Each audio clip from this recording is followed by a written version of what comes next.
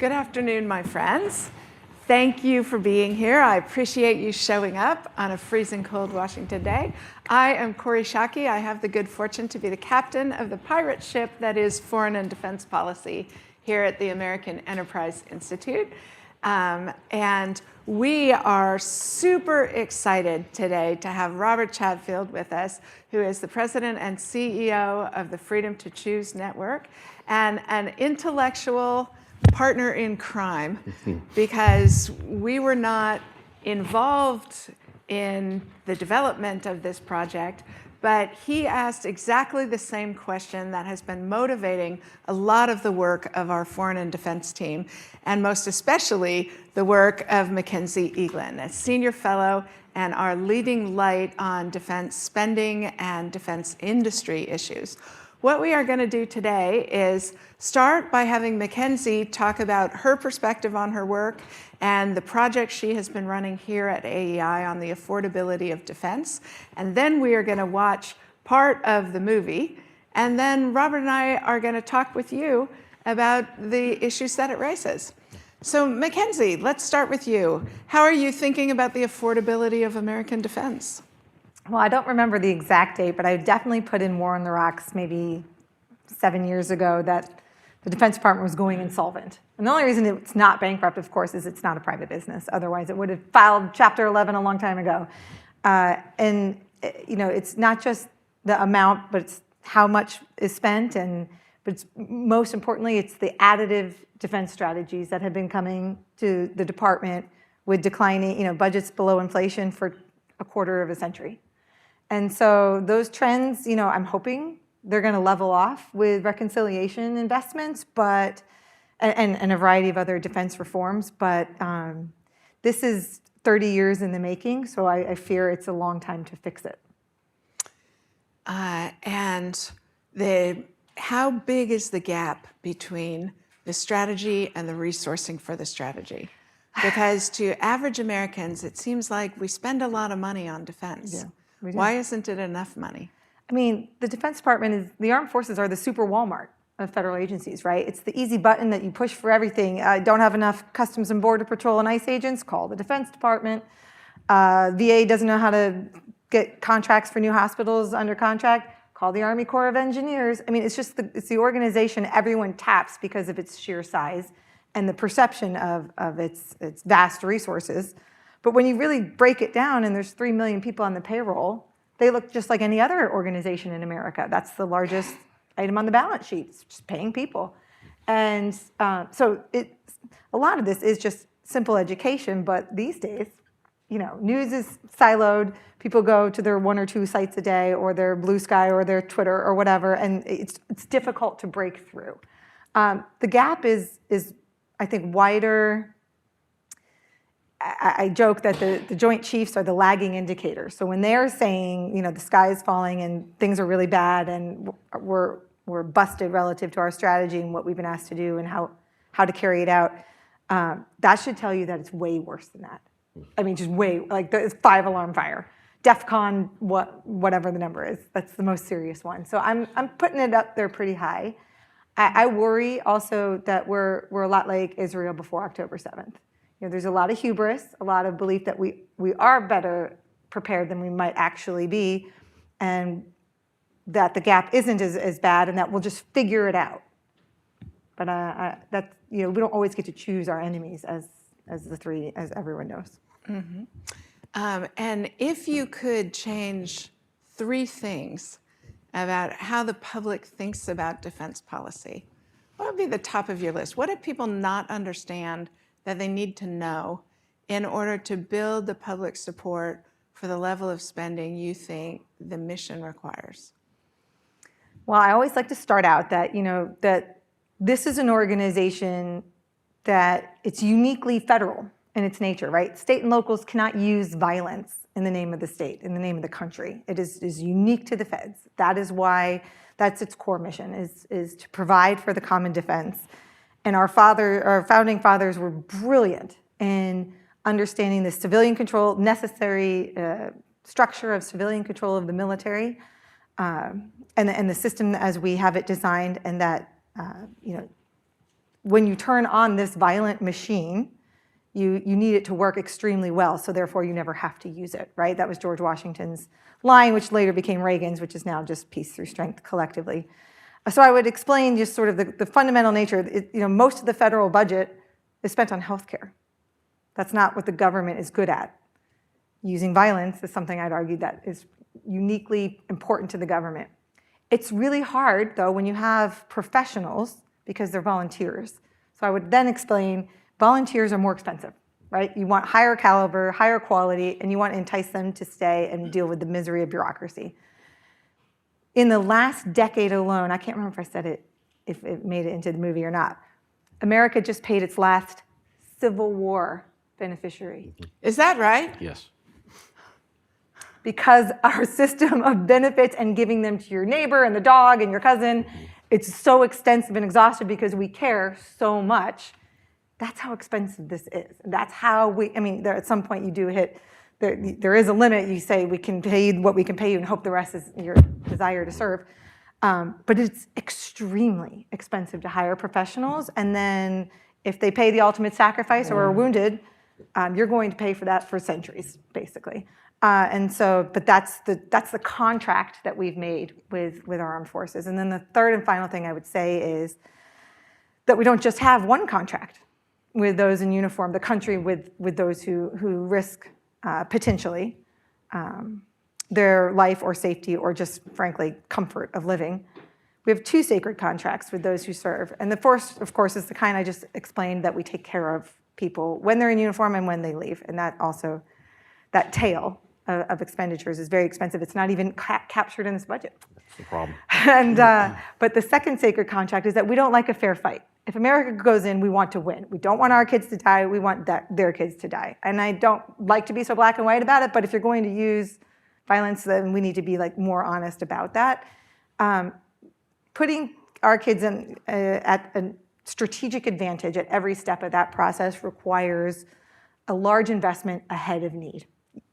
Gunning up after the war starts, you're going to be sending over questionable kit for a while until you actually get there. And so it's the funding of the dual contracts, I would argue, that's the gap within the gap that we've also been missing for the last 20 years. Mackenzie, have you done any work on what size that second gap is?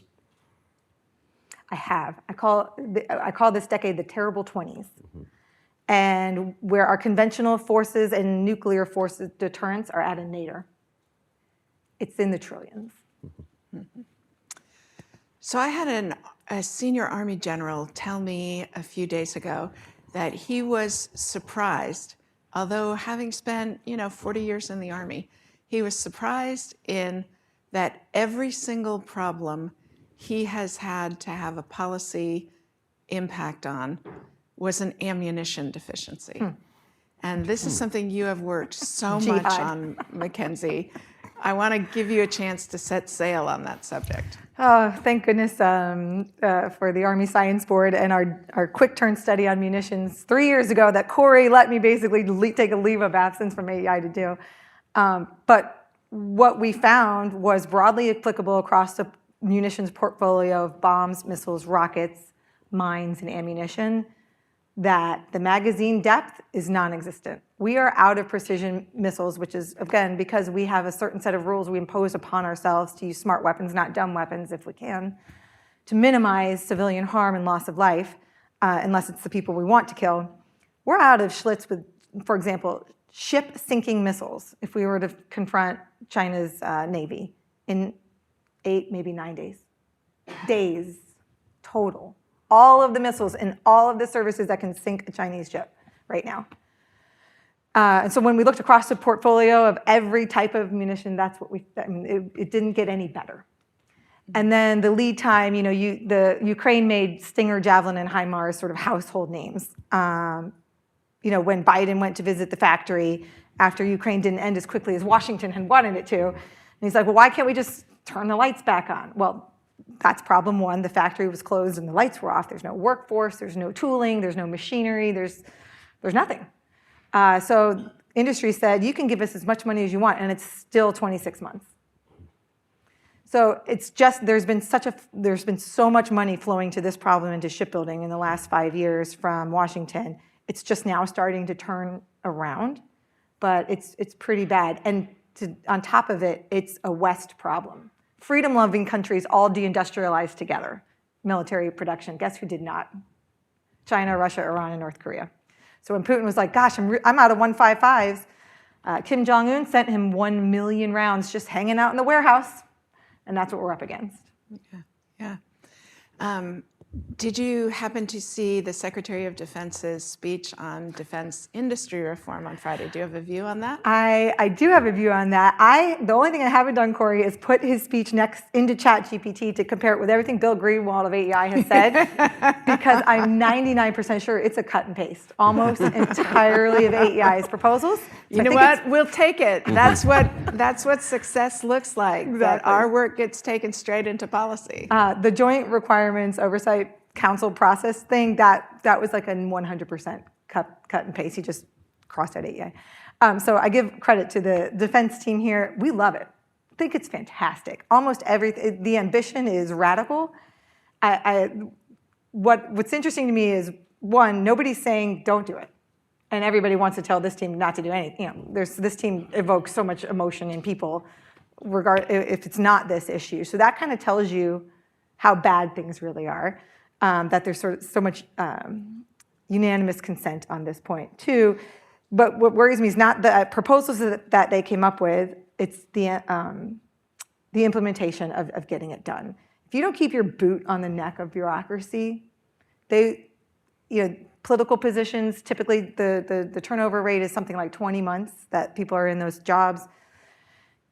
The tyranny of the inbox will take over. They'll wait it out. They'll snuff it out, ignore it, sunset it, whatever. And so if you don't stay with it, it just won't get done. So, but it's not just the bureaucracy that's the problem. I mean, Congress legislates the restrictions. Yeah. How confident are you that Congress is going to have the same sense of urgency that we heard from the Secretary on Friday? I'm very confident. That's why I started saying about 5 years ago, any serious defense reformer, if they weren't talking about rescission, taking away, for every new idea they had and new reporting requirement in that 5,000-page NDA, they didn't take 2 off the books, it wasn't serious. Because everyone just was adding, and nobody has any idea even what, even the Defense Department doesn't even read the NDAA anymore. So, but I am confident in this case, because so much of what he said is in the speed and forged acts that were written by the chairman of the House and Senate Armed Services Committee. It's like a Venn diagram, and they all meet in the middle. Mm-hmm. It's kind of a miracle. Lightning in a bottle. So, 3 cheers for that, that's usually the biggest hurdle, is to get everyone to agree. So like I said, to me, the biggest challenge right now will be implementation, but we'll be there to help. So let's go back to the budget. The president's first budget submission that came out this year relies quite heavily on a one-time $150 billion increase to the budget. How's that going to work, and how do we sustain, how do you prevent a trapdoor opening underneath next year's budget? So, I want to applaud the generational investment. This is the kind of work that AEI and others have been doing for years, debating the merits of mandatory spending for defense. What would you do? How would you do it? I had proposed a couple years ago to split the defense budget in 2. Many state governments, they do capital and operating expenses, right? If you're going to fund a new toll road, you're going to take on debt, or you're going to tax your citizens or whatever, and that is funded differently than payroll. And I basically said, why don't we try that? Let's just try anything. Let's try something new for the Defense Department going insolvent. So it's a really big deal. The money, all other federal agencies essentially have colorless money. They can spend it whenever and however they want. The Defense Department, more than $10 threshold, and there are 8,000 rules on that money. It's good, it's important, it's taxpayer money, but at the same time, their hands are so tightly tied, unlike any other federal agency. So big, awesome investment, necessary and overdue, I would argue. But there is the potential for a fiscal cliff. I'm hoping that once you put enough lines in the water, and companies respond, and new tech and companies and industry comes in, and you start picking winners and losers, a perennial problem in Washington. People just want to just continue the low rate, mini R&D contracts, as opposed to saying, all right, we're going to go with this thing, this ship, this ammo plant, this whatever, and just go and scale it. That you build the constituency to avoid that fiscal cliff later. Mm-hmm. It might sound naive, but I'm hopeful. Excellent. And you have a magnificent sermon on Congress needing to pass the budget on time and the damage done to the defense enterprise when it's not. Would you like to hold forth on that? I believe it was Secretary of Defense Jim Mattis said it best. Said no enemy in the field has done more damage to the United States military than spending freezes, continuing resolutions by Congress. And I think that's actually a fair assessment. I mean, it sounds hyperbolic, but I really don't think it is. When you have an organization that expects 1 to 2 of its 4-year quarters of a year to not get the money that they need, and you have thousands of misaligned accounts, thousands, because this budget is, again, it's just so large and massive. And then what you have is at the 4th quarter, contracting and program managers start to hold cash in abeyance in the expectation that they're not going to get that budget for next year. What you've just created, you've spent far more than you saved. You've wasted, essentially. I shouldn't say spent. You've wasted more money than whatever that marginal savings of not coming to the agreement on the top line for the department. And also, when you have a budget that's essentially about 50%, maybe slightly less of that goes back out the door in contracted goods and services, all of that has to go, it just goes to a complete standstill under these resolutions. So when I talked about that second contract, well, we're not doing that. We're not equipping them with the best stuff when nobody can buy anything because they have a handcuff. And lastly, worst of all, these are not problems in Beijing and Moscow and Pyongyang. So this year has been an exceptional budget year. Today, it turns out we may have an end to the government shutdown. How much has the inability to get the budget passed affected the American military this year, Mackenzie? I think it's pretty psychologically scarring as well as literally because it's the longest in history, and a lot of people were worried about pay. I know that the troops got one of their paydays that they were supposed to, but then since then that was it. But this wasn't an agreement to end everything. This was an agreement to go 10 more yards down the field. And then we're going to do this, again on January 30th or whatever the date? It's that kind of uncertainty. It's expensive and wasteful to operate with that much level of uncertainty. The department's probably building 3 different budgets right now for 27 as a result. They'll probably issue it late as a result because they don't know how it's going to shake out for 26 because it hasn't passed. I mean, no company would operate like that. They can't, they wouldn't, and you can't make long-term investment if you're a customer of this agency. You can't say, we're going to hire more workers, we're going to add a 3rd shift, we're going to bring in more tooling, we're going to bring in newer machines and better things, and because your customer is like, well, we might do it, might not, because Congress can't answer that question. So lastly, before we watch the excerpts of the film, say a little bit about the book that you're editing on affording defense. Affording defense, yes. So, for as long as we've been doing this, the question's always, basically the classic defense planning question: how much is enough, right? And Tobin and Smith were the original authors of that question, but it's a fair one. And relative to those gaps we discussed earlier, the strategic gap and the gap within the gap, there really is, in some cases, you can solve a lot of these problems by throwing money at them. In other cases, money alone won't ever get you there. So we wanted to examine, I think it was also Jim Mattis, he said, we can spend what we can spend to defend the country. I'm botching his phrase now, but it was we can afford it. We can afford to spend what's necessary to defend the country. And I also agree that that's right. So we brought in 18 or 19 outside authors to all write a chapter looking at this clicking every part of the kaleidoscope. So, Including Jim Mattis. including Jim Mattis, that's right. I quoted him twice. I never quote him as much. That's right. Kori and Jim have a chapter together, which is terrific.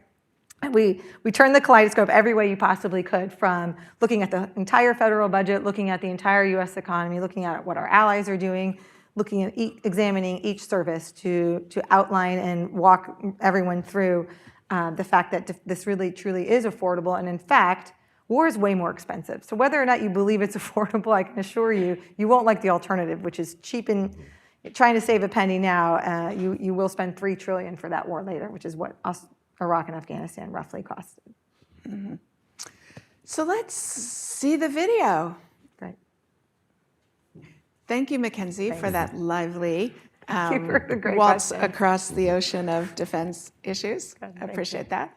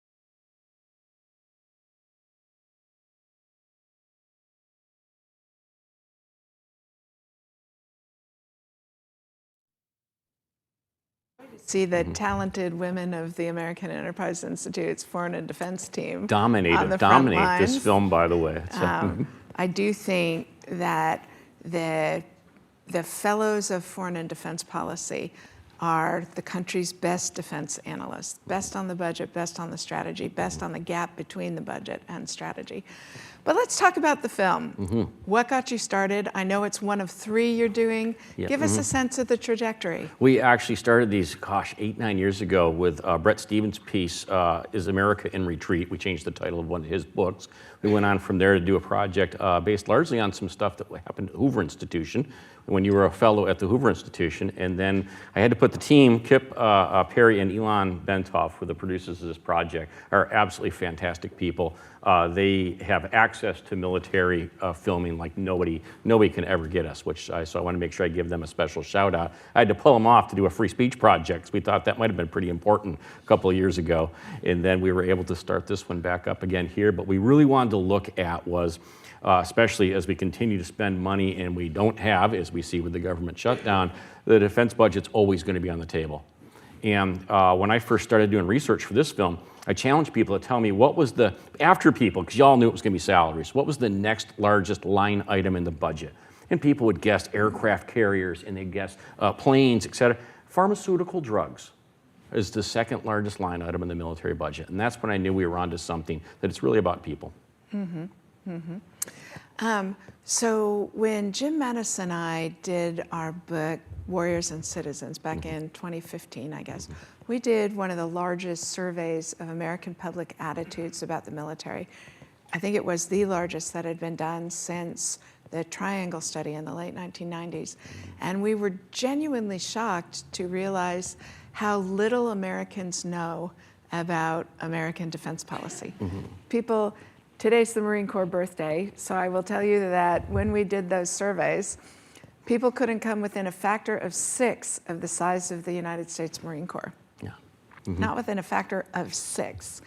And so I think it's a great public service you're doing to just explain and connect people to the enterprise of defending the country. Because what we found was the strongest correlate for somebody choosing to join the military, to support higher defense spending, is simple familiarity. Yeah. I mean, it's actually not more complicated than that. And something I'm sure surprises most people is the amount of money that Korea, Japan, as General Mattis said, give to us in terms of putting the people, everybody always thinks is, oh, why do we have all these people on these foreign bases? That's got to cost us so much money. We should be able to save all that money. I don't want to call it a profit center, but as I said, in terms of what General Mattis taught us on this here, it's actually more cost efficient and cost effective if we're going to have these alliances to have them pay us. Yeah, so we are sharing the risk of a common defense, and we are sharing the expense of a common defense. And I think you're right. Just as most Americans think we spend an exorbitant amount of money on foreign assistance, not realizing how small it is, they also don't realize how much allies contribute to the common defense. Yeah. They think of it solely in terms of the American expense of it. And I'm sure there's waste in the budget, like everybody else. I'm sure we can go find spots where all of us could save money in the defense budget. Somebody told me that should be my 4th project after this one here. But I says, let's concentrate on the people first. So what besides this is about Americans, this is about people, what else do you hope people take away from the films? We really were sort of looking at this from the perspective of, what goes into the budget. I'm a numbers math guy. Sorry, I'm a geek when it comes to that stuff. And I really had no clue. And as I said, I don't think anybody really has a clue. They hear the number, and as I said, Mackenzie has that wonderful phrase, eye-wateringly large budget, if you will, and what goes into that. So I sort of challenged the team to explain what this was. And every single time we did it, it came back to, it's people. It's always, and as I said, the one phrase we wanted to use in this one here is that the defense budget walks on 2 feet. It's about defending people, and it's about the people who defend. I'm sorry, my friends. I should have said we are going to talk for a few more minutes, then we are going to take your questions.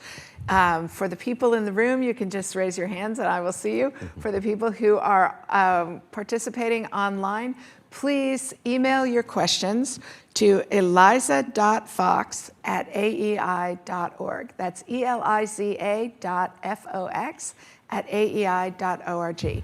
And we will try and work those questions in.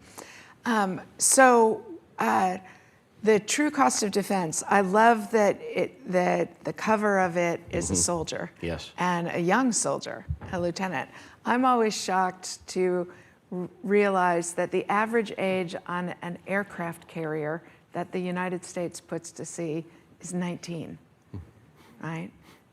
This is young Americans who are doing this work. That can do a whole lot of things that most people are graduating college today can't come close to matching. And we was also, we were looking, we spent a lot of time about doing the cover for this also because a lot of people wanted us to use Travis Mills as the cover story for this. And we didn't want to do that on purpose. I've lived in Maine on and off for about 25 years. So Travis, I wanted to feature him in the program. I thought he was really important in terms of what he's done with his life in terms of saying, I can't serve the country anymore, but I can still serve people. And I thought that was a really important comment there. But I didn't want people to think that the true cost of defense was about soldiers with disabilities. We really wanted to focus on, as I said, I love this cover image that we had here of just a wonderful, happy person who's out there trying to make a difference. I have to say, I almost laughed out loud when the, whatever it was she was firing goes off. You can hear her whoop in the movie. She likes what she's doing. By far, as I said, she was a great find. And you never know, as I said, Kip and Alana, our producers, I said they get such great access. A lot of what you see here was filmed in Poland. As I said, the buildup over in Poland with regards to after the Russia invasion of Ukraine, to us, as I said, it's just a lot of activity going on over there, and they were able to get us as close as we could possibly get. So.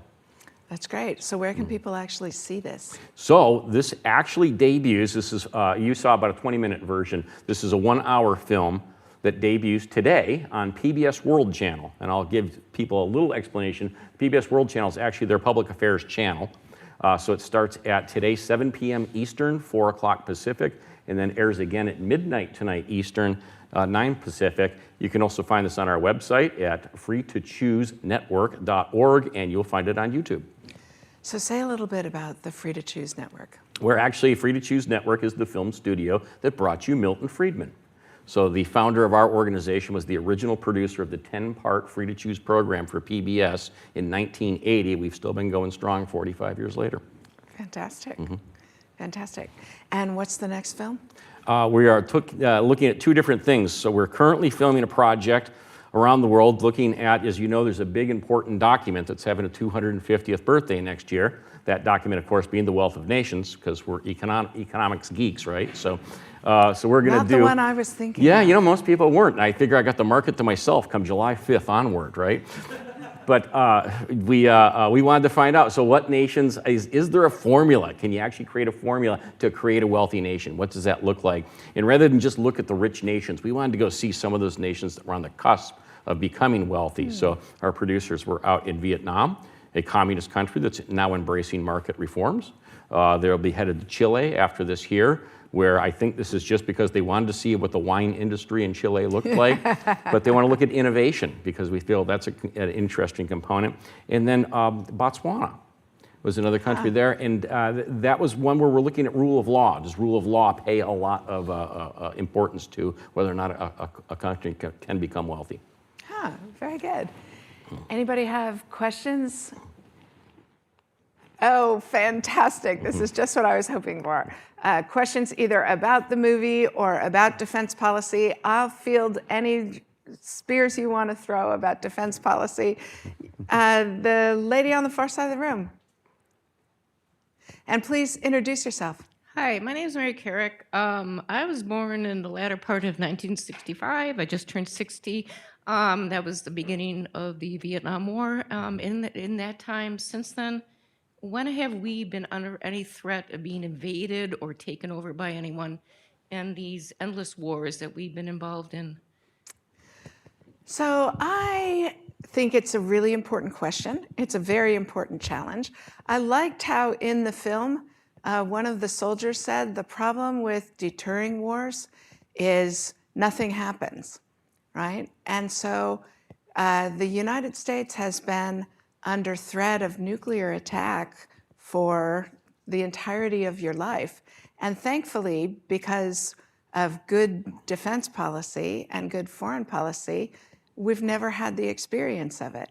So I think it's easy to say there was no threat when the threat was successfully deterred, because the ideological challenge that China poses, that Russia poses, that the Soviet Union had posed, the threats to an international order that has made the US prosperous and safe are pervasive, and I think now are actually growing as we see Russia, China, North Korea, and Iran begin to collaborate a lot more in their activities.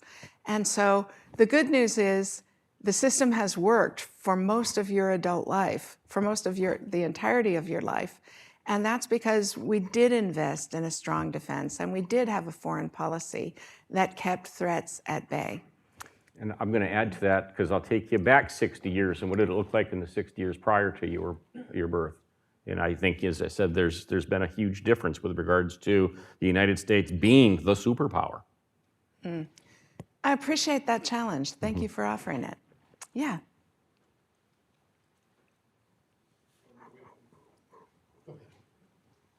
Hi, George Nicholson. I'm the Washington liaison for the Global Special Operations Forces Foundation. One of the things you haven't touched on, I think one of the best events I went to was about 15 years ago, where Sam Nunn and John Hamry over at CSIS had a series called The National Debt and National Security. And one of the things they came to a conclusion is we're going to have a real train wreck by about 1932. And that's going to be what's going to happen to the funding for Medicare. And have you all looked at that? As the national debt keeps increasing, when do we go off the edge of a cliff? So I believe it was 2023 when paying interest on the national debt exceeded defense spending. And the problem that we have in the federal budget is that the entitlement programs, retirement, Social Security, and healthcare programs are outpacing their tax base, right? So they are crowding out discretionary spending, and they are driving the debt. We have the exact same problem internal to the defense budget, which is the cost of healthcare and the costs of retirements are crowding out the operating and maintenance expenses.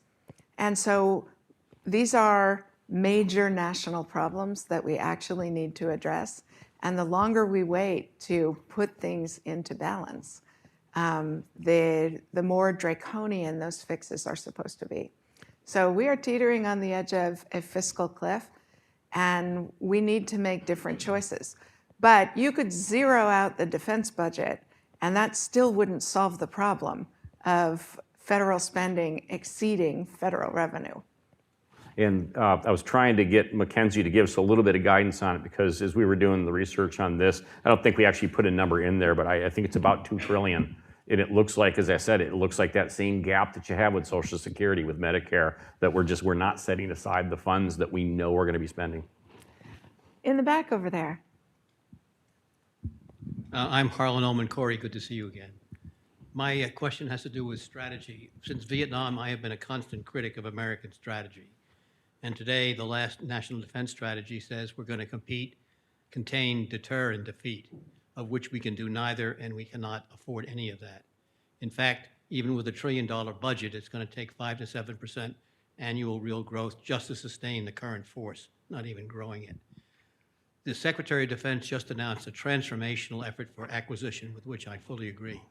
I think we need a transformational effort to change our strategy, which is simply not working and not affordable. What guidance would you give for that, Kori? So I don't think I agree with you that our strategy is failing. I agree with you that we're not adequately funding our strategy. We can't. Spending $1 trillion. So, excuse me, I disagree with you that we can't afford it. I share Jim Mattis's view that the United States can afford survival. We are not affording it, but Mackenzie's point about the fact that, 6% of GDP, which is what it would take to close the gap between our strategy and our budget, is historically has been supported by by American taxpayers. But I take your point on we're not affording it. But I think also, in addition to the top line, namely we need more resources, but we also need to make different choices, right? And we have an exorbitantly expensive acquisition system where I think you and I do agree that we need to find ways to allow more innovation, to allow more competition into the acquisition system to produce a better force. But I think you and I are not in agreement on the affordability of it because historically in the Eisenhower administration, we spent 13% of America's GDP on defense, and 13% was affordable on a much lower GDP basis than we now have the luxury to enjoy. But thank you for the challenge. I was just going to say, I can actually hit this one for you because I've never gotten more fast response by email on any of our films than this film. And 100% of the people are against me on this film because 50% think we aren't spending enough and 50% think we're spending too little. So I don't know as though you're going to actually find any agreement with regards to the strategic component of that. So a question online, which is, what do you think of the growing role of AI and tech will do to the cost of defense? Do you see it increasing costs or decreasing it? Could it be in healthcare management or even operating platforms? And I think I would make a distinction between machine learning and artificial intelligence versus generative AI.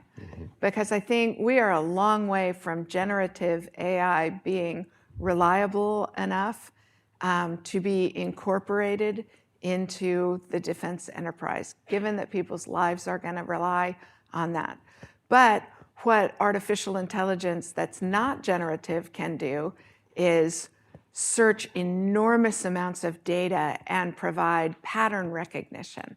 It can help with decision making by making sure that all aspects of intelligence have been brought to bear, brought in front of decision makers. So there's a lot of ways that AI can be helpful to the defense enterprise.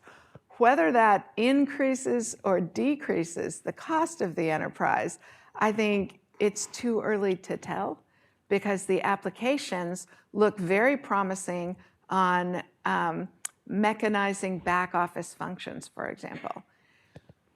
Whether that makes them cheaper or just more efficient, I'm really not sure.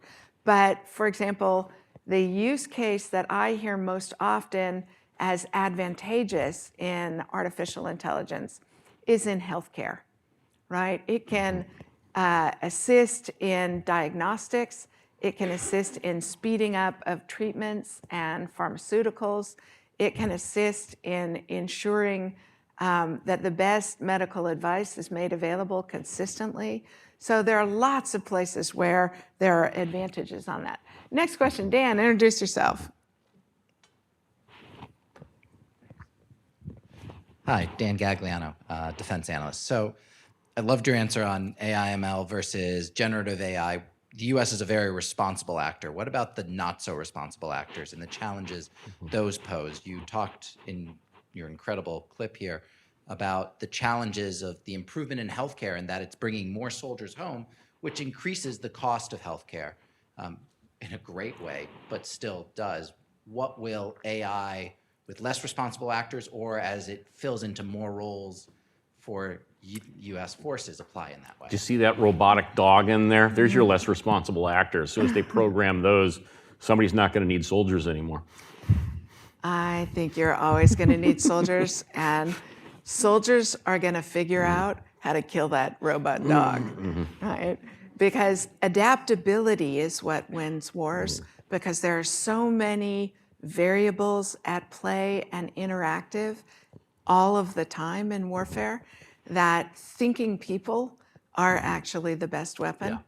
And so, Dan, to your question, I think there's a parallel between that and how we think about the behavior of American soldiers with respect to the laws of war. You know, I love that the first military that set legal standards it would hold its soldiers to was the Union Army in the American Civil War, right? The Lieber Code is the genesis of the Geneva Conventions and all of their subsequent updates.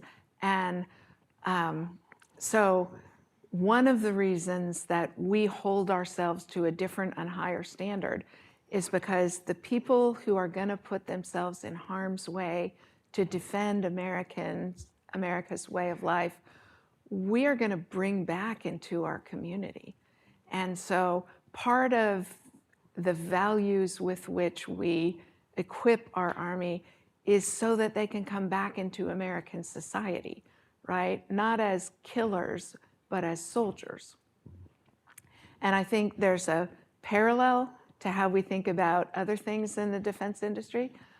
You know, our adversaries are not going to constrain themselves by the rules we fight by and by the technology we are constraining.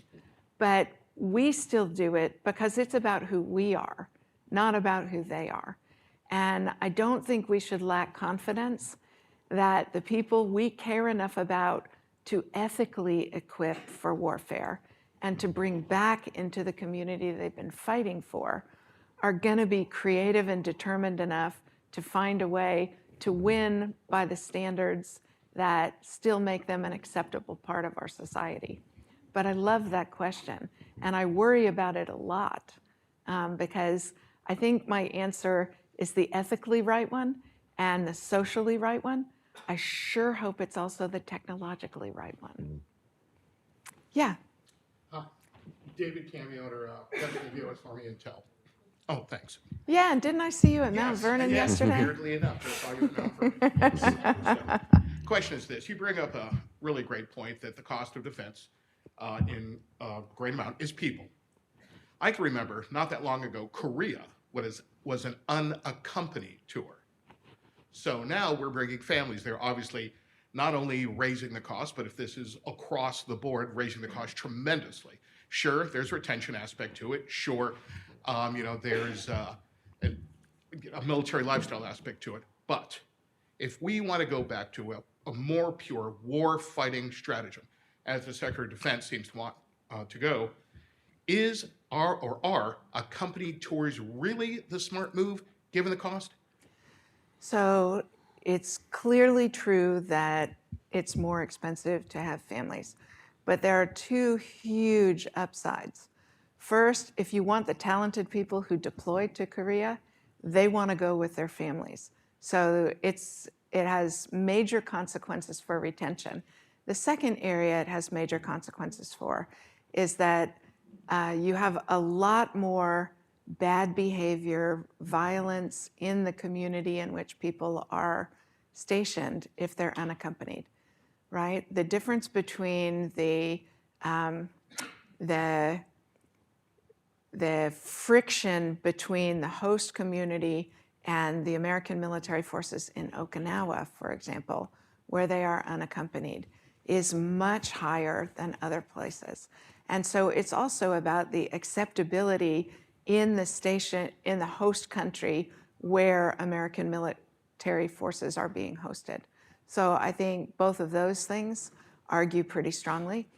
Also, I'm not sure it makes forces any less willing to fight to protect Japan if they're also protecting their own children, right? I think it goes to that. Yes, ma'am. Please introduce yourself.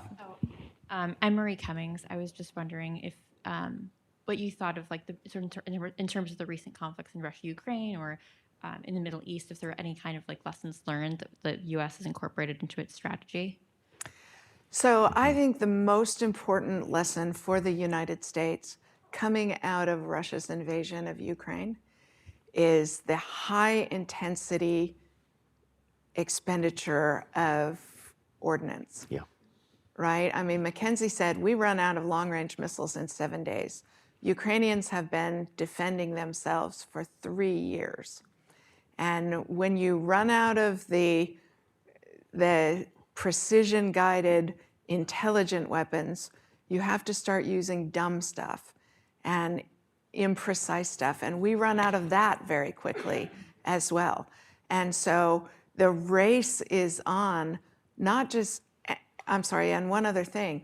The United States cannot get to the level of equipment and the level of munition stockpiles that we would need to defend Taiwan, to defend Guam, Hawaii, the United States, if we had to fight China. We can't get there fast enough with our own industry. We need the partnership of other free societies also working. And that means relaxing ITAR restrictions, the restrictions on export of American defense technology, relaxing those for our trusted allies who are stationing our troops, fighting alongside us. And it also means encouraging a lot more development of defense industry that we can trust outside the allied framework. So thank you for that question. Anything you would add? Strategy-wise, and I avoid politics like the plague, so don't take this one anyway, but I think also when the incursion started and the president said, well, if it's just a small incursion, I don't think you can start that way as a strategy if you're looking at it from that perspective. And I just think, as I said, it's, it is difficult when you have a change of administrations also because the world doesn't know what the United States is thinking because the strategy and perspective can change from that. So I think that's a lesson to be learned is to have something that can go thread through administrations, not change every 4 years. I think the other really important lesson from the Ukraine war is that a country is at risk if it's standing alone in a hostile world. They are much safer banding together. I mean, the NATO alliance is now 81 years old and has never been attacked. And it's never... Once. We've used it once, if you remember correctly.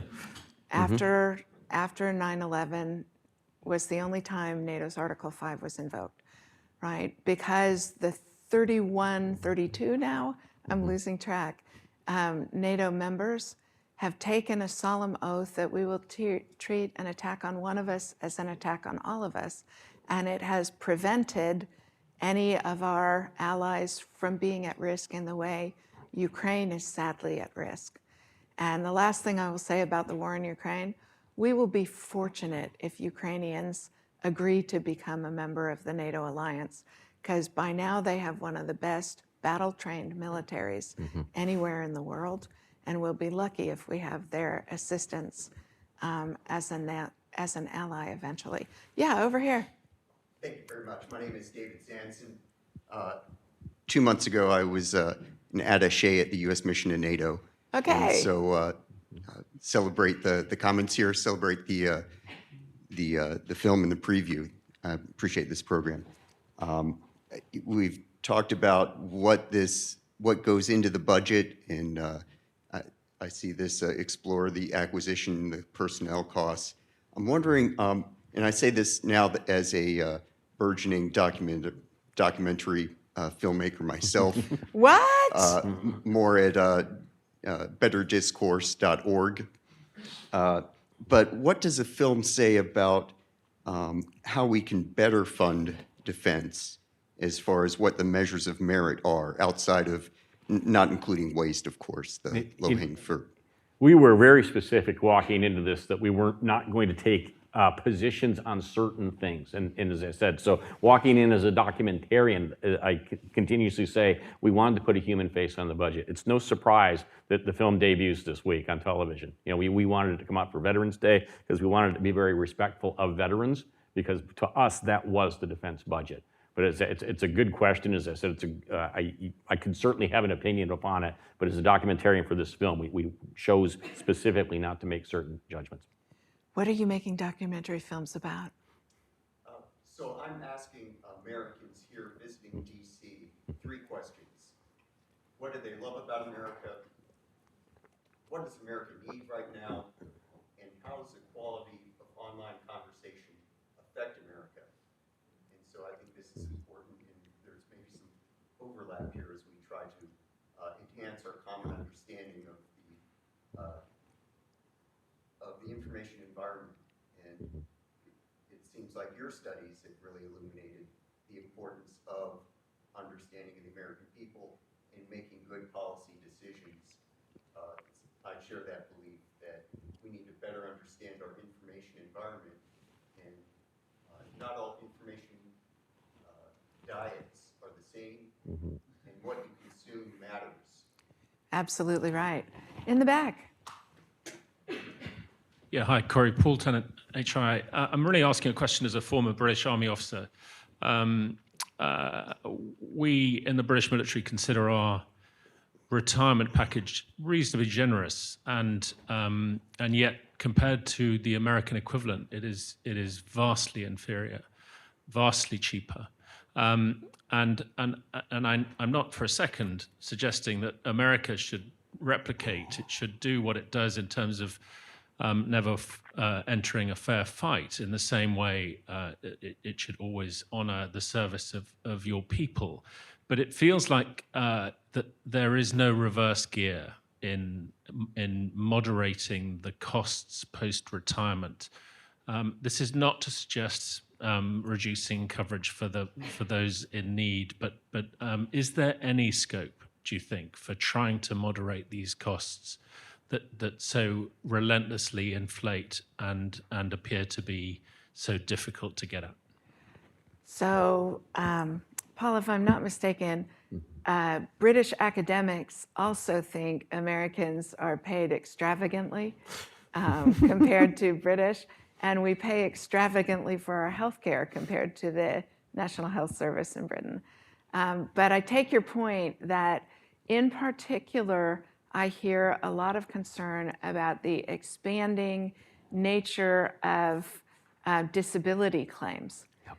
And it really matters to preserve veterans' funding for people like you saw in this film who are seriously experiencing disabilities, and not expand it so that, sleep apnea counts as a military disability when it's not related to anything people experienced in their time in the military.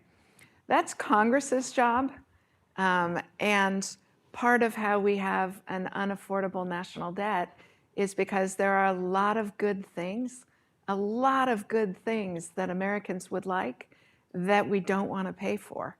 And so finding ways to make it okay to cut defense spending where it's excessive, to cut veterans benefits when they are nice to have but not affordable, are really important parts of the puzzle. So I'm really glad you raised that question. The other one that we raise in the film, the full-length film, is the 20-year retirement age. You can literally be 38 years old. You've done your 20 years, you're out. And Tim Kaine brings this one up here that, where else can you think about this one? You're almost forcing them out after 20 years because they're only going to get half their pay if you look at it from that perspective. So they can get half their pay by retiring and then go work in the private sector, or they can stay working in the military. What choice are you going to make? Mm-hmm. So. Yes, in the back. Thank you for the movie. Very touching and interesting. My name is Maurizio Geri. I'm Italian Navy reservist, direct commissioned officer. I think that's how you call it here. So I work as a POLAD, political advisor. Here I am a postdoctoral research at George Mason University on hybrid warfare with Russia. So my question is, what could be the lesson learned from the US budget to NATO countries or European NATO countries? Because first of all, we are not going in pension after 20 years in Italy. We go around 60, it's not like UK or US. But we spend a lot in the budget for the personnel, not so much for pharmaceutical or health, because we did wars like you and so many veterans, and not so much on retirement, but a lot of salary, for example, it costs a lot. But we don't spend too much in R&D, research and development, very little. I think, is around 15% of the budget. We don't do much on hybrid warfare, which is now increasing, like PsyOps, et cetera, So what could be the lesson learned from your perspective to European countries, in particular the NATO countries? Thank you. Well, it's a really good question. I would be hesitant to tell the Italian government how they should spend Italian taxpayer money. But I do think you raise a really important point, which is if all you are doing is paying the people and you're not training them, equipping them with cutting edge weaponry, and investing in the kind of research and development that produces great leaps forward, then you are serving those servicemen and women poorly. Because you are, even if you're paying them well and giving them good benefits, if they're not trained, if you send them into combat and they are not well trained and better equipped than their adversary, and you're not thinking about how are drone swarms going to change mobility on a battlefield, and sending DARPA to Ukraine to figure out what the next leap forward is, then you are actually doing a disservice to the people you're putting in harm's way. And so I, for one, was really disappointed that when the government shutdown occurred, that the Defense Department took money out of research and development to pay military salaries, right? What the Secretary of Defense should have been doing is ensuring that there was going to be an exception and the military would still get paid during the government shutdown, instead of figuring out how to take money out of the research and development accounts. But that's a great point, though, because as we, as the gong gets banged for everybody's got to spend this much percentage of GDP, what do they spend it on? And again, I'm with Kori. I'm not going to, tell the foreign countries what they should spend it on, but it would be nice to see some coordinated effort, especially with regards to technology, because if that's going to be that next level, I think that actually can help the countries as they expand their spending and help NATO. Mm-hmm. Yes, ma'am. Karen Gagliano, retired business executive. Oh, sorry. My question is, so there's been a lot of discussion about people and the part of the budget that is people-based, and then there's current people versus long-term benefits of people who formerly served. So my question is, as part of R&D and acquisition and the overall defense strategy, where does changing the dynamics of using people fit? What is your thought? What are your thoughts about that, since people are such a big part of the cost? Yeah. So we go back and forth on this in the defense budget all of the time.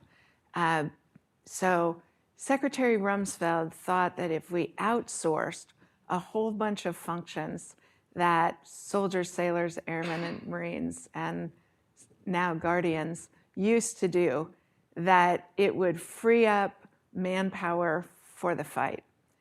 And it has done that. I mean, it's been a long time since any American soldier had to be on kitchen duty, for example. And it has improved those services, but it's also been more expensive than doing it with the labor pool of the military. And so the trade-off between cost and availability has been a tough one. Mechanizing a whole bunch of functions works great until you don't have power for the machines to work, or you don't have an internet connection to provide data. And so at the end of the day, there always has to be a person it can fall back on, because at the end of the day, warfare, like politics, continues to be a human endeavor. And when everything else fails, you need people to be able to put into the breach. Would you give a different answer than that? No, I was going to say that was eloquent. Thank you.